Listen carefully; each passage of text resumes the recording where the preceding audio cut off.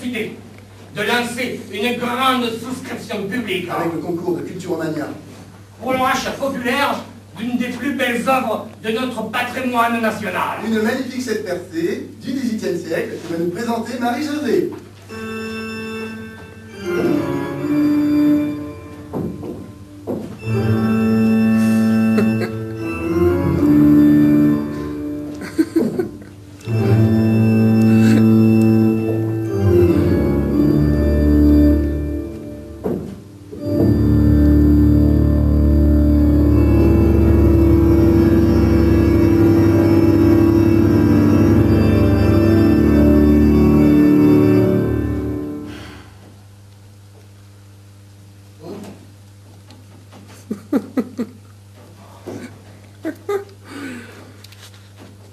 Il s'agit d'une magnifique pièce rococo en étoffe rare et bois de senteur.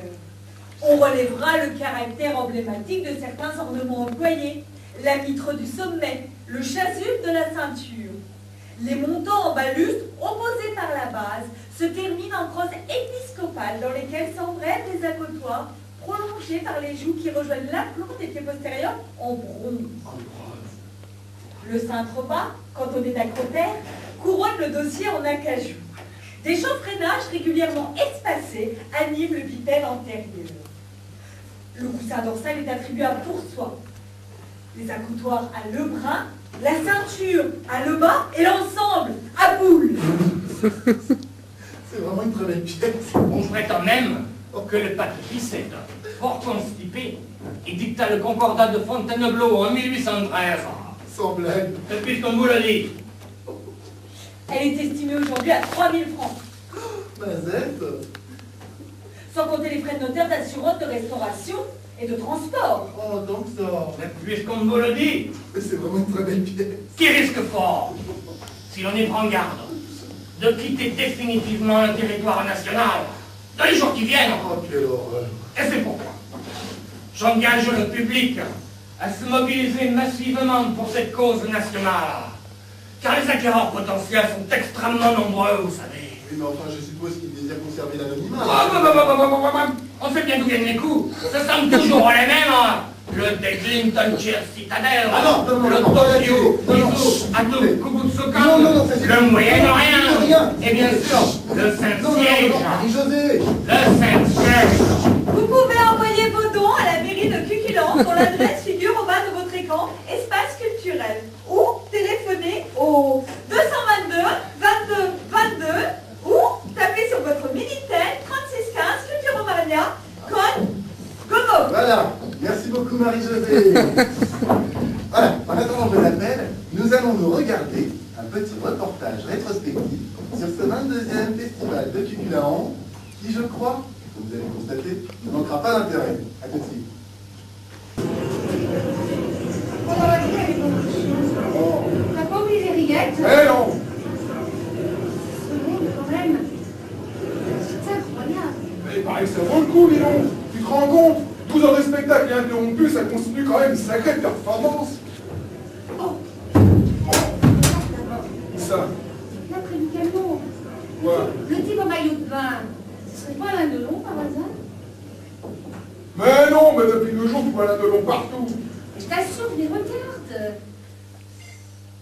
Mais non, mais lui ressemble, mais c'est pas lui. Par contre, la bonne femme à droite, là, à côté du marchand de frites, là, eh bien, je crois bien que c'est Irène Maire. Qui ça? Irène Maire. Tu connais pas Irène Maire? Non. C'est une actrice. Mais non, c'est une metteuse en scène. Ben, rappelle-toi, on l'a vu la semaine dernière à Culturomania. Elle avait gagné le concours à micro-ondes. Mais non, tu confonds avec Alice Salabrich. Irène Maire, c'est celle qui distribue des louilles, là, le gros pauvre. Ben, tu sais bien. Ah bon? Elle est metteuse en scène. Ouais. Le type qui lui cause. Je sais pas qui c'est, mais je suis sûr d'avoir déjà vu quelque part. Le marchand de frites. Mais non, l'autre. Tu l'as déjà vu? Oui. Où ça au camping? Mais non, à la télé. Oh. Alors, ce serait peut-être l'auteur. Hein? Bah, celui qu'on voit sur les affiches. Qui ça? Bah, comment c'est qu'il s'appelait déjà? Qui ça? Bah, l'auteur, attends. Voganskiff. Va sur ses skis. Ah, c'est ça. Igor va sur ses skis. C'est pas possible, il est mort, va sur ses skis. Mais oui. Oh, regarde, c'est écrit là, regarde. Igor va sur ses skis, né en 1873 à Dniepro-Totox en Ukraine, est mort à Anguin-les-Bains Tiens, c'est là où il est ma tante. en 1947. Ouais, alors c'est pour lui. Bah non, puisqu'il est mort. En tout cas, il lui ressemble. Hein. Eh non, oh. Regarde. Après de brillantes études à l'université de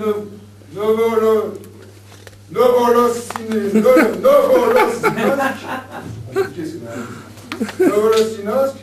il entre au service du tsar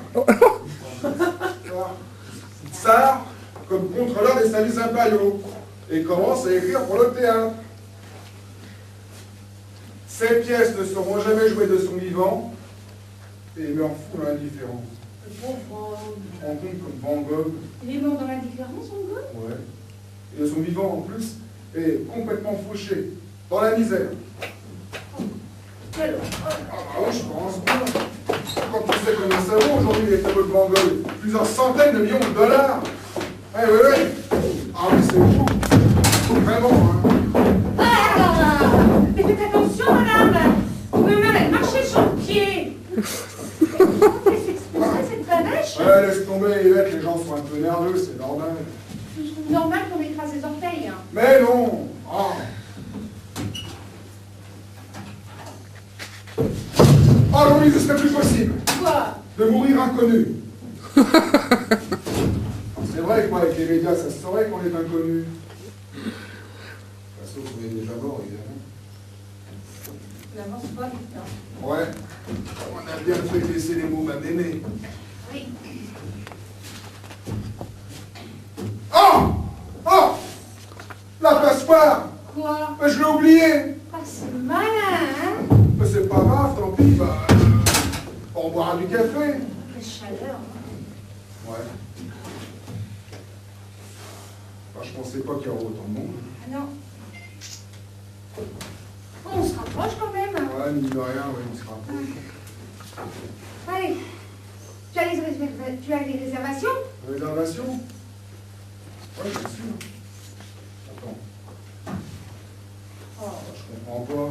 Tu les as perdus? Oh, mais non, ça va. Allez, tiens, installe-toi là. Ah, c'est pas perdu.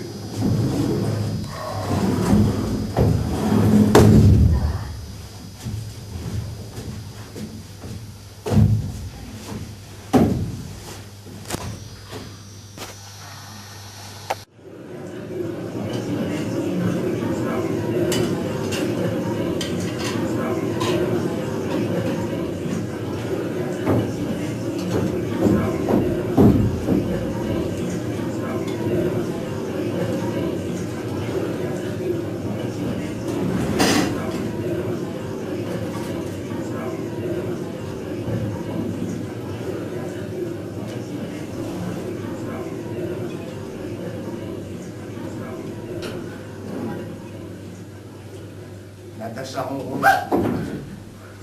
Vous allez entrer en scène dans quelques minutes. Quelles sont vos impressions? Oh, j'ai l'impression d'avoir oublié mes cachous. Oh, non, les voilà. Oh, j'ai eu peur. Oh, vous avez toujours aussi peur? Mais non, puisque je les ai retrouvés. Vous en voulez un? C'est pour la gorge. Ah non, merci, c'est gentil. Non, ce que je veux dire, est-ce que vous avez le trac? Mais qu'est-ce que vous diriez si je vous disais que je l'avais pas? Je pourrais dire que vous savez plus ce que vous dites. Et vous ne croiriez pas si bien dire? Ah, c'est moi le tube là-bas. Ah. Celui-ci? Non, l'autre. Ah oui. Voilà. Merci, c'est pour la peau. Ah oui, excusez-moi, c'était l'autre. Voilà, pour la peau. Merci.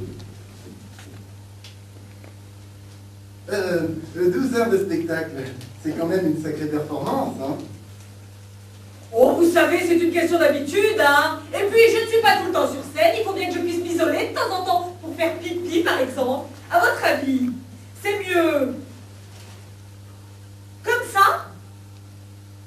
Ben, je sais pas, moi, qu'est-ce que je voulais dire vous avez dû subir beaucoup d'entraînement avant d'affronter cette épreuve, non?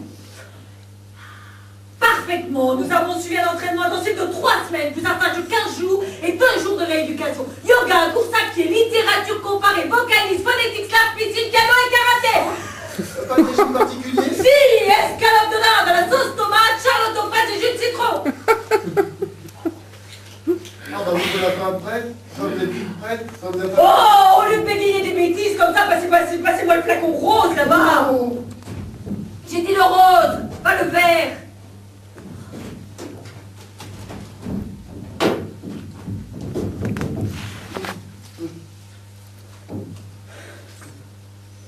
Qu'est-ce que vous disiez déjà? Je disais que vous avez dû affronter un entraînement pas possible avant d'affronter cette épreuve. Vous pouvez m'ouvrir? Oui.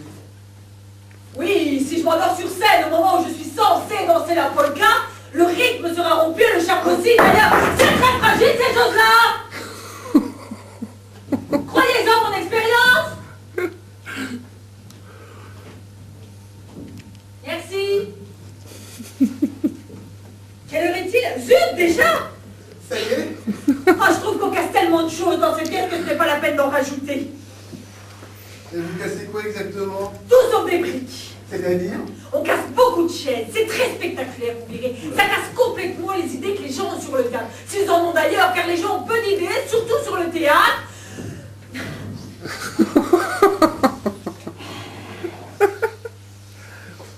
Rapprochez-moi la poubelle, s'il vous plaît.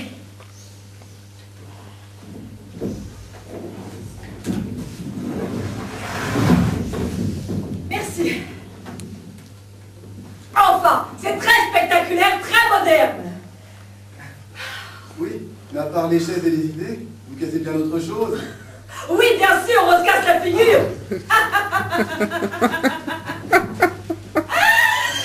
Mais attention seulement pour rire.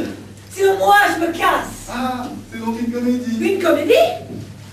Laissez-moi rire. Non, vraiment, si les gens trouvent ça drôle, tant mieux pour eux. Pour nous, le plus important, c'est d'aller jusqu'au bout. Oui. Et donc, une telle performance exige une parfaite condition physique, hein? Parfaitement. Oh. Imaginez que dans ma scène d'amour au clair de lune, je réponde au soupir de mon beau soupirant par un paix sonore et nauséabonde. Ça ficherait la mise en scène du par-dessus tête. L'auteur sursauterait dans sa tombe et mon partenaire aurait l'air d'un crétin. C'est pourquoi j'ai pris mes précautions. Capsule contre les hérophagies. Où sont-elles? Où sont les capsules? Les capsules. Oh. Allez, voilà. J'ai aussi du pertolium pour la digestion, des somnifères pour l'entraide, de la pommade anti-inflammatoire, des gouttes pour le nez, de la poudre pour assombrir le teint, des granulés, des ampoules et même des suppositoires. Ah, donc, oui, vous ne redoutez aucune défaillance. Si, les rhumatismes, parce qu'on joue en plein air et que les nuits sont fraîches. Je crains aussi les crampes, vu qu'on ne peut pas s'asseoir, car il n'y a plus de chaise. C'est terrible, les crampes. Ça m'a pris l'année dernière au festival de Rouletabille, quand on jouait Frèvre.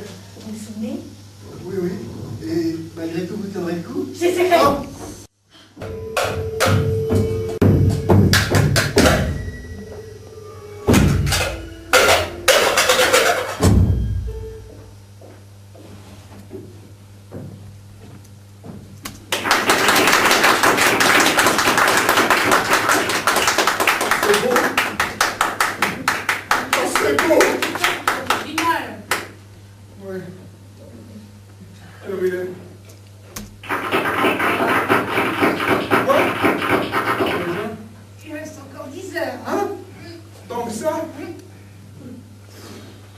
On a beau dire, 12 heures de spectacle, c'est quand même une certaine performance. Hein. Ouais. On est un peu loin, mais on voit bien.